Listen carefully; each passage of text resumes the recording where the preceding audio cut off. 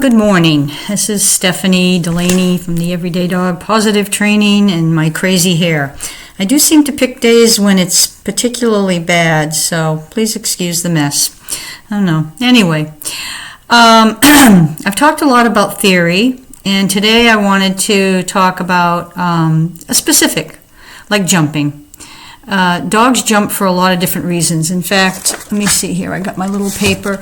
I wrote these a long time ago, and I give it to my customers. And I have written here: dogs jump because of happiness, and they want to get to our face, nervousness, and some dogs actually can do it being bossy, even possibly aggressive, pushing, hitting hard with their feet, and it looks aggressive. I mean, I've only seen it a few times, but when you see it, it feels funny. It feels like, what's this dog? What's their intent here?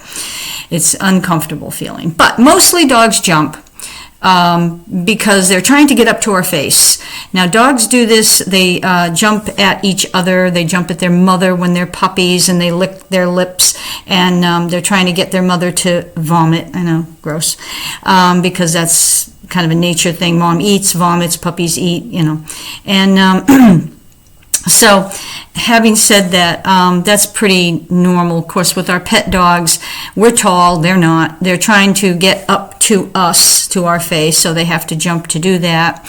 And then sometimes they're just flat out happy, and some dogs are just boing, boing, boing, boing, boing, dogs. And they don't necessarily jump on you, but they jump up and down all around. The mistake humans make is using their hands and their eyes in a way that we think we're telling them, no, don't do that, stop, off, get down. All these things that we do with our hands and looking at them, and then sometimes saying their name, and then blah, blah, blah, blah, blah. So it basically comes to a dog, looks like, kind of what it looks like to the dog, I know.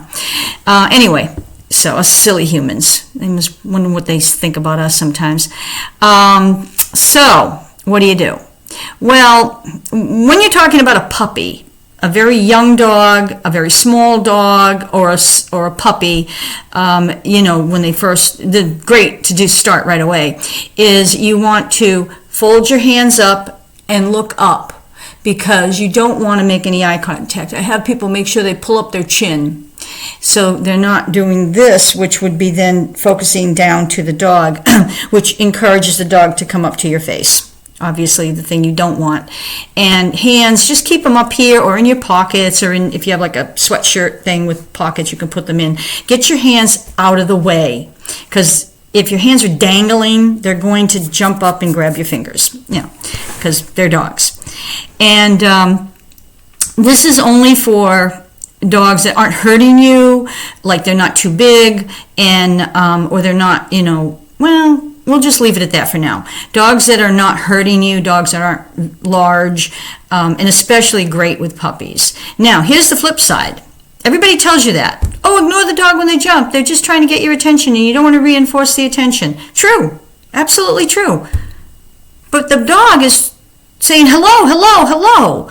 And this is a legitimate need for social interaction. There's nothing wrong with what the dog is asking for. It's the way he or she is asking for it. So what we want to do is we want to show them, and I'm going to stand so that I can show you how quickly this happens. I'm going to move my chair, sorry. Okay, and you're going to have to imagine there's a dog here, okay? So I go to bend over and to pet the puppy, and the puppy's on the floor, so let's say, and I'm petting the puppy, saying, hello, puppy, you're so cute. Puppy jumps.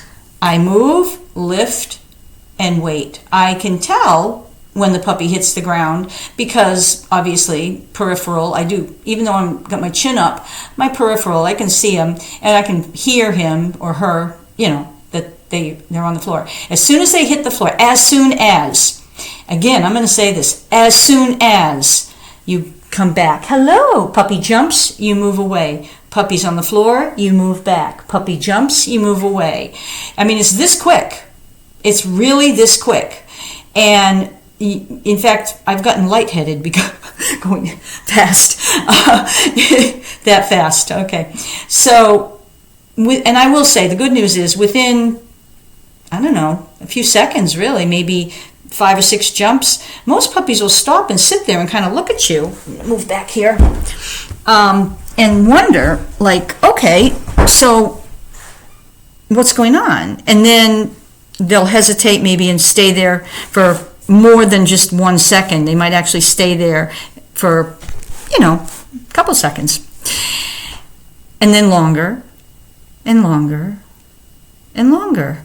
And I usually find, honestly, with puppies, that within 5 minutes, they are hesitating to jump. I mean, they may go to jump and they go, "Ooh, that's right, that doesn't work."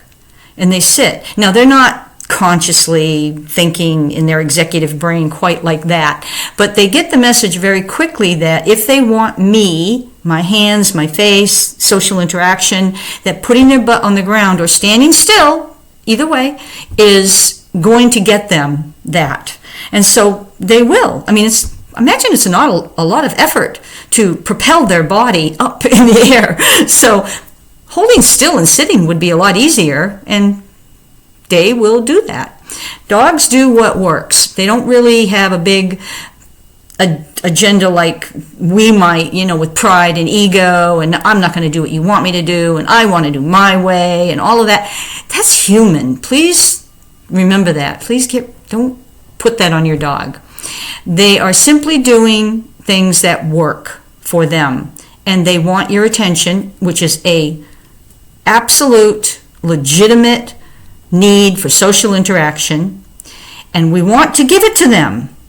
It's just the how we do it and how they do it, the timing of it all. Now, you can also add to that a marker. So, a marker can be yes, it can be a click, it could be a bell, it could be a buzzer, it could be any particular thing that makes a quick noise or sound, yes.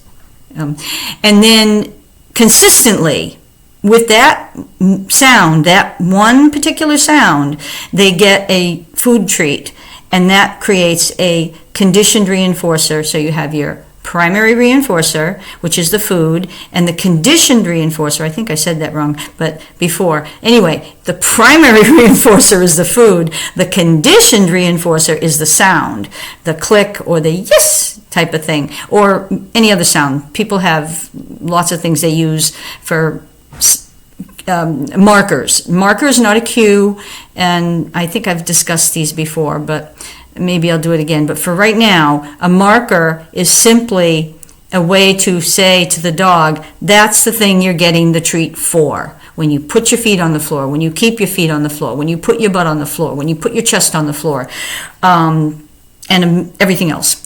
Everything that we want, that we like. We see it, we like it, we want that. Ooh, cloud came. They blocked the sun there for a minute.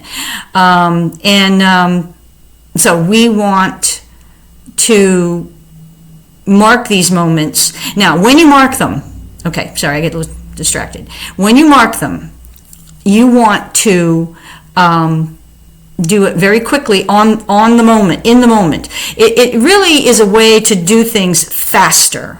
Okay, so bending over is great, and petting the dog and coming back up. You can do that. You can absolutely do that. You can sprinkle food on the floor. And while the puppy is eating, you can pet them and tell them they're wonderful. And if they should jump, we just move away. And you can do that.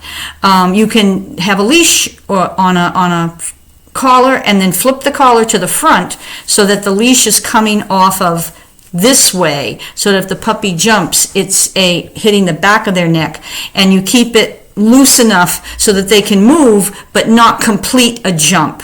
All right, it's one of those things you got to play with, and for your size, your dog and situation. Obviously, if you're outside, you want to have your handle on your leash on your hand and have a long enough leash that you can do that. In the house, you could just have a short leash and stand on it. That wouldn't be a problem because they're safe. They're not getting away, running down the street. Anyway, so what you want to do is you can focus them to the floor with food. You can focus them to the floor by physically using a leash and not allowing them to complete a jump. Another thing, bigger dogs dogs that are could hurt you. I mean, they're not trying to hurt you, but they are coming at you hard.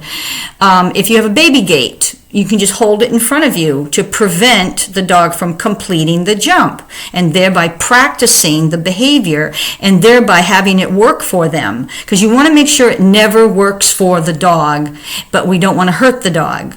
We want to help the dog understand. Because, I mean, he's trying to get she trying to get a normal social thing. They're not trying to hurt anybody. They're just trying to be social. And if they're trying to be social, why would we want to hurt them for that? We want to prevent them from hurting us, you know. So the gate and in front of us is very helpful, especially for smaller, for kids and for elderly people who could get hurt. A very handy thing, you know, in the crates, wire crates, when you get those separators that go in for puppies, it's a piece of wire that's just square. It does have those hooks that hook it to the crate. Make sure that those hooks are facing you so the dog doesn't get snagged, and you can use that. And that's really good for elderly and young people because it's very lightweight and it's easy to move around. If the puppy's coming this way or that way, they can just move it. The idea is to prevent the completion of a jump that would get the dog attention from you and thereby work for the dog. And we don't want that. We want it to not work. We want the dog to realize that jumping does not work to get attention. So, no hands, no eyes, watch the talking, and block, use barriers, use food, mark when feet are on the floor, get your hands out of the mix. I mean, so many things, depending on the context, depending on the dog, depending on the size of the dog. Sometimes it's a simple matter of just walking by a puppy and just going, I'm not interested right now, catch you later. And they're not doing any harm, and they're getting nothing for the jumping. So it doesn't mean that you have to give your dog attention every time they want it. Obviously not. We don't, and we wouldn't. There are times that we just, like, I'm busy, you know, I'm doing something and I don't have time right now. And if you just cold shoulder them, most dogs will be like, oh, okay, I'll catch you later. Really doesn't hurt their feelings. I mean, we think so, but that's just not an issue for them. So that's jumping. I think that's all I want to say right now, because that's about, let me see on the timer here. 13, so I'm getting close to 15 minutes. I'm trying to think of this. I mentioned about dogs that are aggressive jumping. Those dogs, very far and few between. I haven't run across too many. Pretty much just get a barrier between you and that dog and get professional help. I mean, that's just really has to be evaluated in a very, serious matter. It's not friendly socialization, okay? In fact, it's quite the opposite. Now, what was the other one? Reactive impulse, what do we call it? Reactive, they're impulsive, they're reactive, and we call them arousal biters.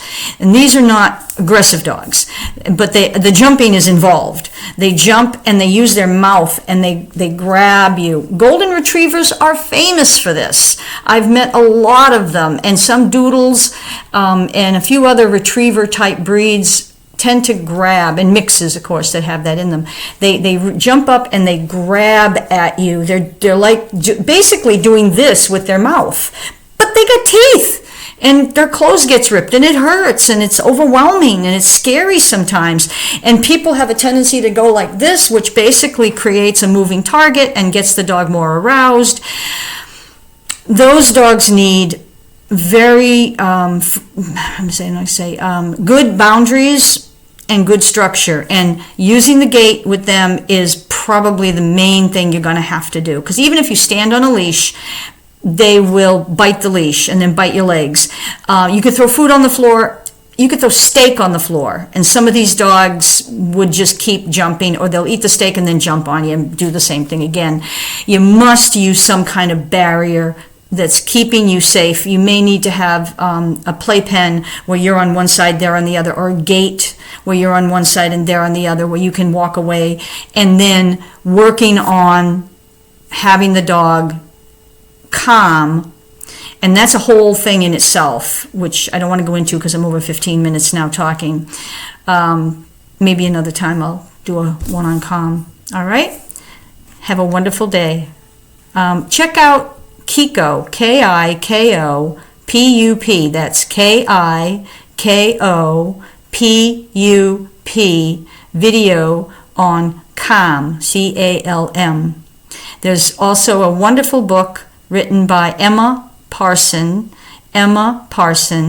on Clicking to Calm, her original Click to Calm book, and then it's called the new Click to Calm book. So I just get the new one and take a look at that. Alrighty, but definitely the video on Calm, Kikopup's Calm. Okay, that's Kikopup, YouTube video. Okay, have a good day. Oh, happy Memorial Day weekend. That's this weekend. Bye.